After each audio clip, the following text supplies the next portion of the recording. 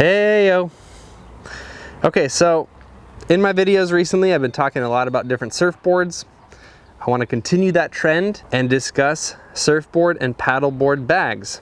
As you can see in front of me, I have 4 or 5 various bags. This is a small sample of the different bags that I've owned in the past. Some of these bags are much better than others. And in this video, I hope to save you money, help you buy a board bag that's better than worse, and most importantly, help you protect your valuable toys, your surfboards and paddleboards. All right, let's hop to it.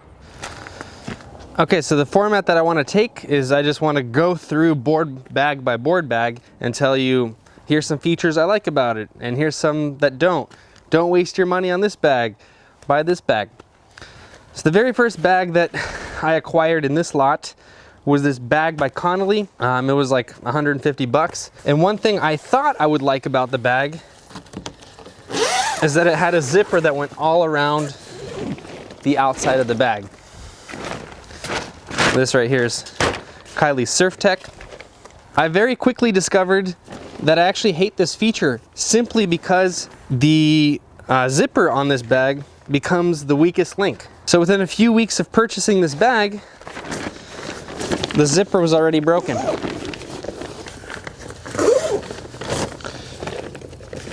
Now this is just an empty shell where a board bag should be. Look at that.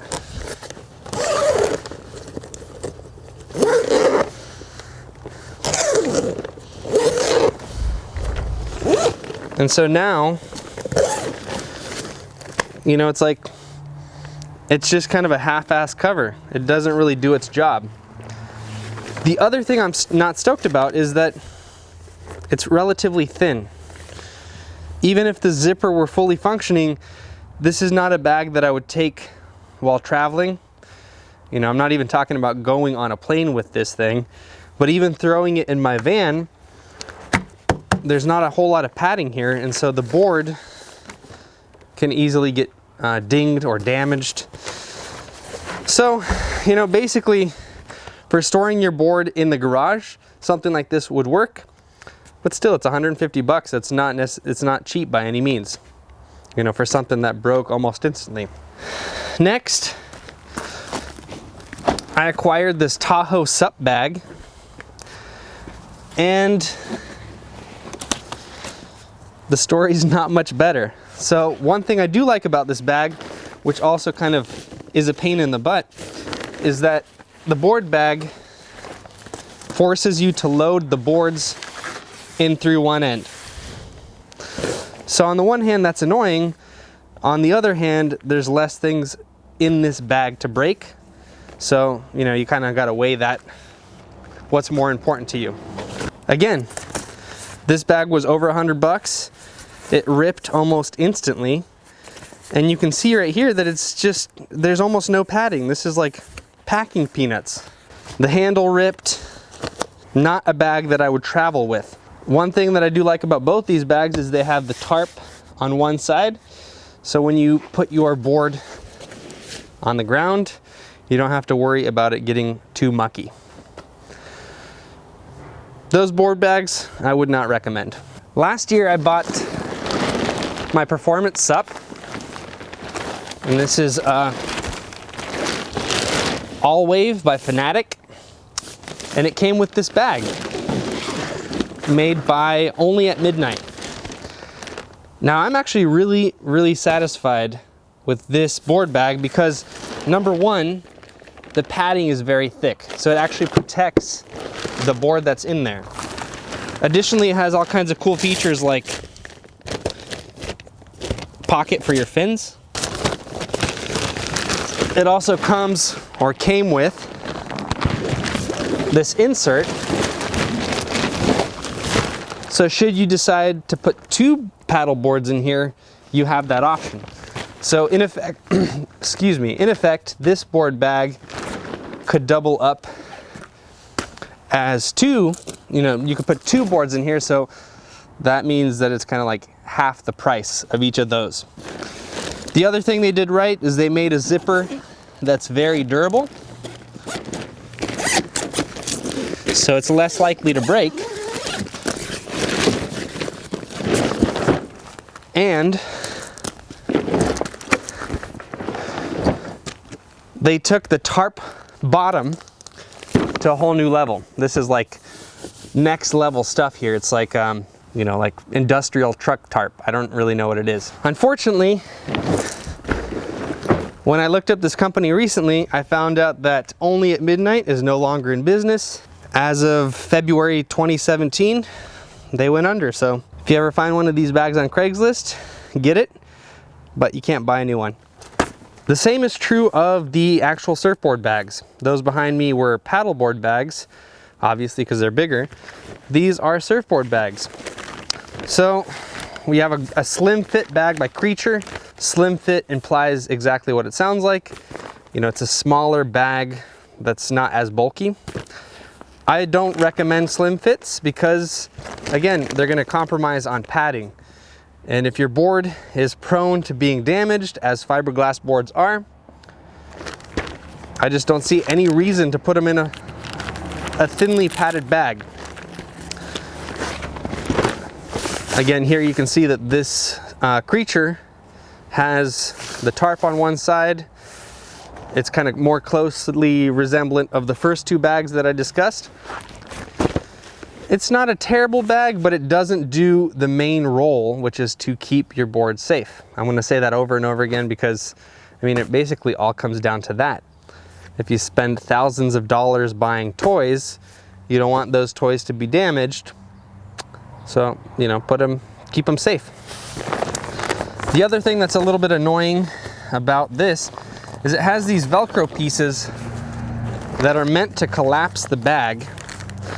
So say you have like a pointy tip surfboard that you surf with, you know, on a regular, you don't need all this extra room in the bag. You can collapse it, slide your board in.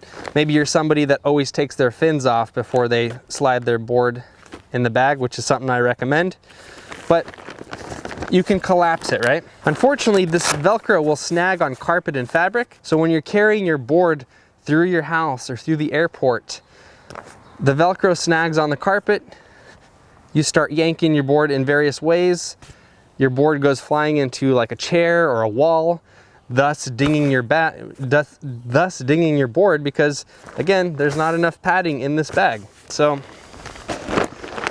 sorry, Creature, I can't recommend you. Thus far, I think the total cream of the crop surfboard bag on the market today is made by Ocean&Earth, specifically their travel series. This right here is the double board bag for fish type surfboards. And Ocean&Earth does it extremely well. For one, right away you'll notice that it's got an immense amount of padding on it. Out of all the bags I've discussed thus far, it's by far the most. So they have a layer of like the bubble wrap stuff that I was dissing earlier, but that layer of bubble wrap has another layer of padding that's like twice or three times as thick.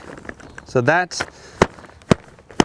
gonna keep your board safe. You know, you have a pretty board like this modern Love Child, that's gonna keep it safe. So then they have all kinds of little features in the bag itself. Again, this is a double board bag. So say you have two surfboards and you want to carry them on your next surf trip to Bali or Mexico or wherever the heck you're going. Now you can slide one board in that way, put another board on top, bada bing, bada boom, you're ready to rock. When you peek inside their bag, again, you have various pockets. Pockets are nice, right? The pockets are made out of mesh. When you're dealing with fins and leashes, they all tend to be wet and sandy. You don't really want pockets that are sealed in fabric. You want something that can really air out. So they did that especially right. You know, kudos to Ocean&Earth.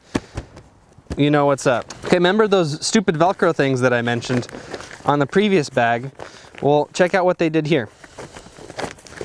Same thing. You can collapse this bag, but there's no dumb Velcro pieces that'll snag on stuff. You just cinch it down. Boom. Now you've effectively collapsed your bag, but it's not going to snag on anything.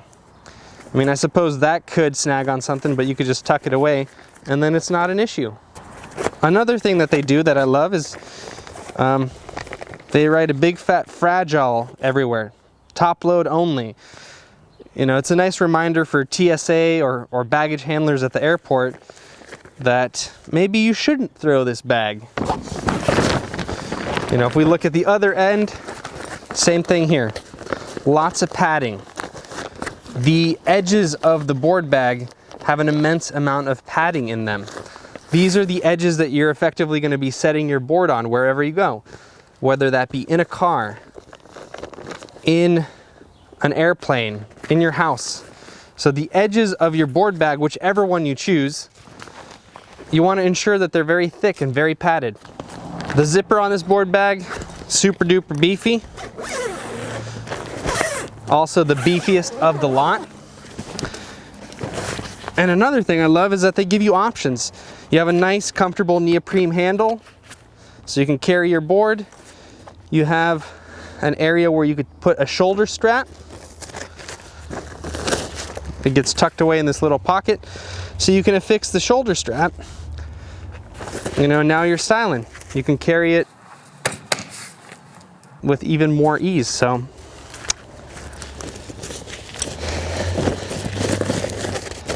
as far as board bags go, this is by far my favorite.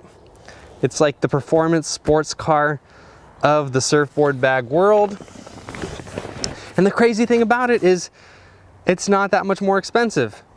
This bag is 250 bucks, roughly, give or take, depending on where you're looking. You know, yes, that's not cheap, but it's a double board bag, which means you can stick 2 boards in it. It's going to protect your gear much better than anything else I've mentioned.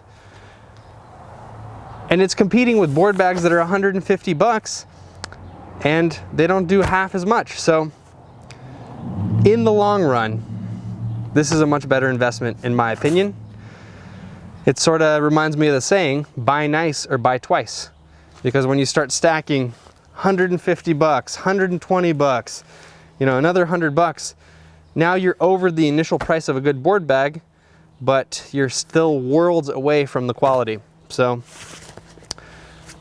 hopefully that's been helpful. A little tour of my bag world. Maybe you can call me the bag lady now because I have so many bags. Look up Ocean&Earth. I specifically like anything that's in their travel series, again, because it's ultra padded. And if you didn't notice already, somehow they managed to do it ultra padded, but also keep the size of the bag relatively small. So again, for comparison's sake, here's that creature bag that's relatively slim, but it doesn't do half as much for your board. And then you have this bag, which is also relatively small, but the protection is there.